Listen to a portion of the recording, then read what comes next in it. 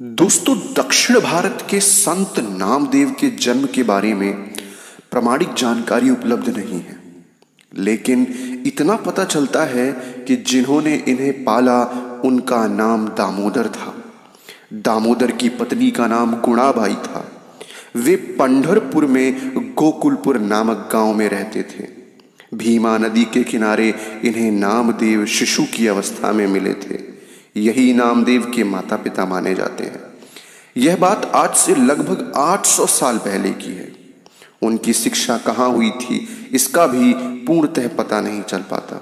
इतना पता लगता है कि 8 वर्ष की अवस्था से वे योगाभ्यास करने लगे थे। उसी समय से उन्होंने अन्न खाना छोड़ दिया और शरीर की रक्षा के लिए केवल थोड़ा सा दूध पी लिया करते थे। स्वाध्याय से इन्होंने अपूर्व ज्ञान प्राप्त किया था। नामदेव के विषय में अनेक चमत्कारी कथाएं मिलती हैं। एक बार इनके माता पिता कहीं बाहर गए थे। नामदेव का परिवार कृष्ण भक्त था।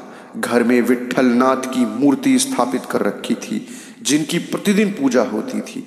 नामदेव से माता पिता ने कहा, हम लोग बाहर जा रहे हैं, विट्ठलनाथ को खिलाए बिना खाना मत खाना। उनका अभिप्राय भोग लगाने का था, किंतु नामदेव ने सीधा अर्थ लिया।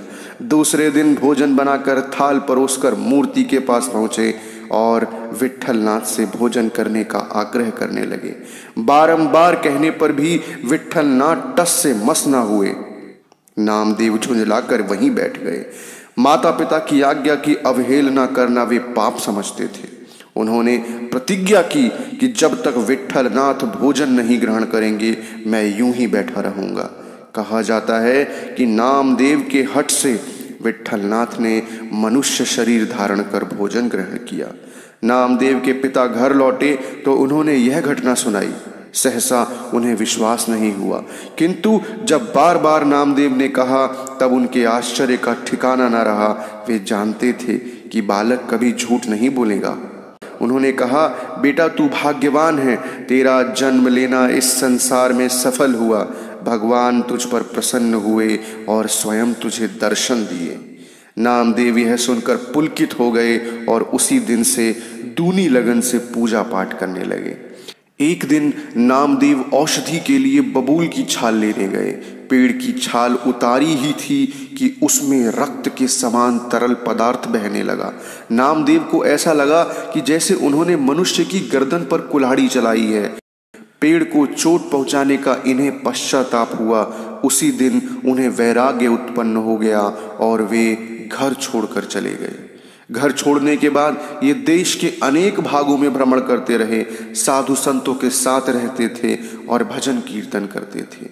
एक बार की घटना है कि 400 भक्त के साथ यह कहीं जा रहे थे। लोगों ने समझा कि डाकुओं का दल है, डाका डालने के लिए कहीं जा रहा है। अधिकारियों ने पकड़ लिया और राजा के पास ले गए। वहीं राजा के सामने एक मृत गाय को उन्होंने जीवित कर दिया। राजा यह चमत्कार देखकर डर गया। नामदेव के संबंध में ऐसी सैकड़ों घटनाओं का वर्णन मिलता है। ये घटनाएं जैसी भी हों, इनसे इतना तो पता चलता है कि उनकी शक्ति एवं प्रतिभा अलौकिक थी। कठिन साधना और योगाभ्यास के बल पर बहुत से कार्यों को भी उन्होंने संभव कर दिखाया। वे स्वयं भोजन बनाते और गाते थे। उनके शिष्य भी गाते थे। इन भजनों को अभंग कहते हैं। उनके रचे सैकड़ों अभंग मिलते हैं और महाराष्ट्र के रहने वाले बड़ी भक्ति तथा श्रद्धा से आज भी उनके अभंग गाते हैं। महाराष्ट्र ही नहीं, देश के लोग उन्हें बड़ी श्रद्धा की दृष्टि से देखते हैं। उनकी गणना उसी श्रेणी में है जिसमें तुलसी, रामदास, नरसिंह मेहता और कबीर की है। तो दोस्तों, इस जीवनी में इतना ही। मिलते हैं एक और नई एवं शानदार कहानी में। तब तक के लिए धन्यवाद।